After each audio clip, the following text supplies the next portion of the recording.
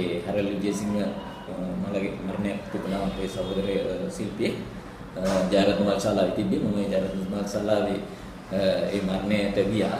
මගේ මම බෑග් එකක් අරන් ගියා. අරගෙන ගිහලා ඒ පාලකයා ඇතුළට ගිහලා මම ඒ පුටුවක් උඩ තියලා ඔහුට අවසන් ගෞරව දක්වලා ටිකක් වෙලා ඉඳලා එළියට එන්න බලද්දි මගේ බෑග් එක ඒ තිබ්බ ස්ථානේ තිබ්බේ නැහැ. අපිට අතට අහු වුණාට පස්සේ ඒ ජයරත්න මාර්ශාලාව විශ්වාස එතන ඒ දැකපු සිවුරු දෙනා උඩ පහර දෙන්න ගත්තා.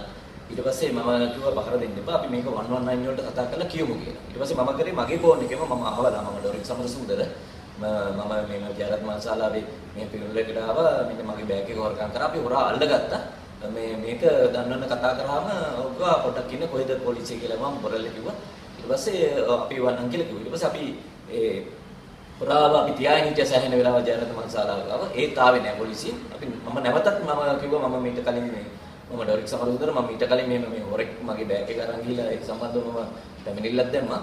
නමුත් කවුරු පොලිසිය මෙතනට ආවේ නැහැ කියලා. ඊට පස්සේ ඔගොම මේ ආව එකපාරට අපිට එවන්න බෑ මේ කියලා ඉන්න එවන්නම් කියලා. ඒත් ටික වෙලාවක් ගියාට පස්සේ පොලිසියෙන් 3 දෙනෙක් විතර ආවා. ට්‍රැෆික් එකේ කෙනෙකුත් තවත් පොලිසිය තව දෙන්නෙකුත් ආවා. සාජන්වරයෙක් ආවා.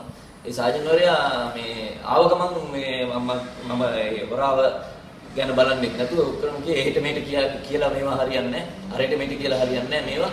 එහෙම කියලා ඔව් මට මගේ ඇඟට ආවා හැමතිස්සම මට බනින්න ගත්තා. මාව තල්ලු කරලා දාන්න ගත්තා. ඊට පස්සේ මට පහර දෙන්න ගත්තා.